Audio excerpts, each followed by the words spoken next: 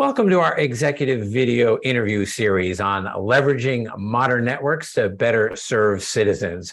I'm Wyatt Cash with Scoop News Group, and we're delighted to be speaking today with John Hoffman, CTO of the Department of Information Resources and Deputy State CIO for the state of Texas. John, thank you so much for joining us. Oh, thank you so much for having me. So I'd like to start by asking kind of an initial question around what steps has your agency or your department taken over the past couple of years to modernize the network performance for all those that you serve in the state of Texas? Sure.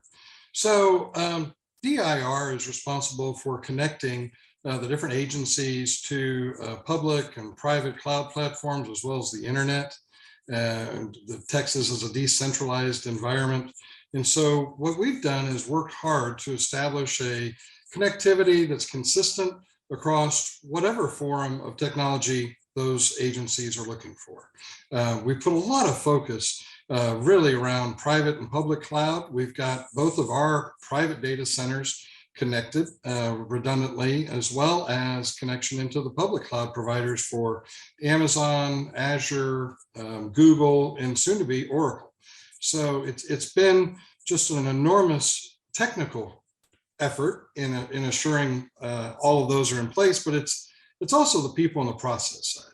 It's understanding how the methodologies work and the differences between those, how our service providers are consistent as they're handing off the different orders, if there's trouble tickets that need to be done. So everything from the initial order submission, the configurations, the troubleshooting, all of that is one large enterprise network that takes so much to keep running. I can only imagine. Maybe you could talk to us a little about some of the network challenges that you were facing and how modern solutions like SD-WAN are making a difference or will make a difference as you modernize. Absolutely. You know, the key really is to excel in performance at the same time as driving efficiency. You look for how do you get the most for what you can spend, and we're no different in that. We are feeling pretty good about how robust our network is, but I'm always looking about how do we gauge scalability while still driving that efficiency. We have in place a software-defined LAN, software-defined data center. And so I look to software-defined WAN and that network as the final leg to the entire technology stack, that when they all begin interactive and integral with each other, it becomes then the capability to provide robust solutions and when needed, scale down and enjoy those efficiencies that the software-defined provides.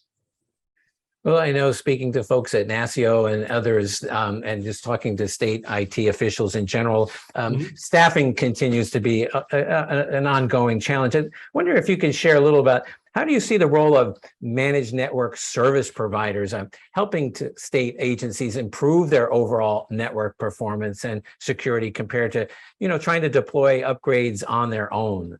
Yeah, I tell you, it's been a huge interest for Texas and DIR. Over the last 3 years, we put together an entire new suite of services that have over 20 different vendor partners who have different types of services, including managed network services. And all of that at the time, 2 or 3 years ago, was just an intent around the technology evolution and making sure that we not only were getting the components, but also the oversight and the ability to truly run those and manage those.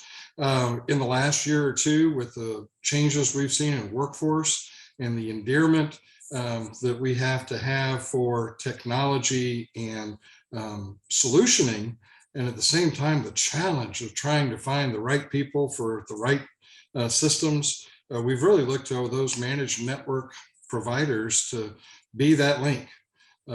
We've seen across the board, those providers have best of the best. The contracts are negotiated so that it can be done by the drink, and or they can be long-term support solutions. So all of that is a critical piece for us.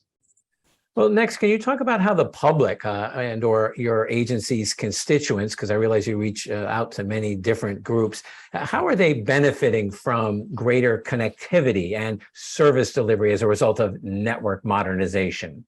Yeah, network is the unsung hero, the behind the scenes that no one really thinks about too much until it doesn't go right. It's often the blame for when anything goes wrong. But the reality is that having a robust network that provides that performance is really the table stakes for providing government services. The ability to not only have transactions performed, you may not, as a citizen, you may not realize what that performance has improved versus what it was 3 or 5 or 10 years ago. But trust me, the networks are moving much faster with much larger capacity and connections to provide that benefit. Certainly the security and all of the components behind that are mandatory in what we see. Efficient government is a big deal, getting more for the same dollar. And finally, that robust side when the storms hit, right? It is in software defined services provide that type of integrated, mechanical, but yet thoughtful ways to design a network and really provide the services that customers are looking for.